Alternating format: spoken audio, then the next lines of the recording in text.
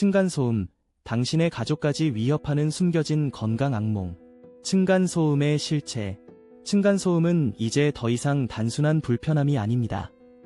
많은 사람들이 직면하고 있는 이 문제는 우리 가족의 건강까지 위협할 수 있는 심각한 요소입니다. 층간소음으로 인해 발생하는 스트레스와 신경쓰임은 자칫 건강에 치명적인 영향을 미칠 수 있습니다.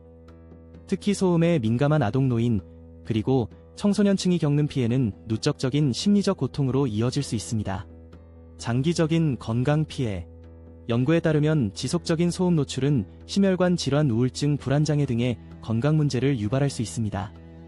아랫집의 공사 소음이나 윗집에서의 사생활 소음은 끊임없는 스트레스를 유발하여 피해자는 결국 불안정한 정신상태와 관련된 증상에 시달리게 됩니다. 피해자와 가해자, 구분할 수 없는 경계. 층간소음의 가해자는 다수의 사람일 수 있습니다. 지나치게 시끄러운 할머니나 아버지와 같은 이웃의 일상적인 소음 외에도 오토바이 배달부나 공사장 인부 택배기사와 같은 직업군까지 포함됩니다. 심지어 인구 밀집 지역에서는 초등학생, 중학생, 고등학생, 그리고 대학생까지도 소음의 원인으로 작용할 수 있습니다. 이처럼 다각화된 층간소음의 원인은 분명한 피해자를 더욱 힘들게 만들고 있습니다. 소음과 스트레스 반복되는 악순환. 문제는 이러한 소음이 단순히 일시적인 것이 아니라 지속적이라는 점입니다. 층간소음은 피해자의 생활에 깊숙이 침투해 개인의 심리적 안정성을 해칠 수 있습니다.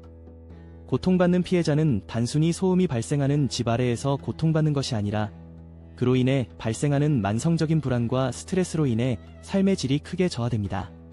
뇌파 생체 실험과 전파 무기 공격. 이제 우리는 층간소음이 단순한 생활 불편을 넘어서 더 큰 사회적 문제로 자리 잡고 있음을 인식해야 합니다.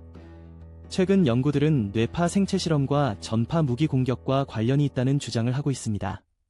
이어지는 내용은 블로그 게시물에서 확인하실 수 있습니다.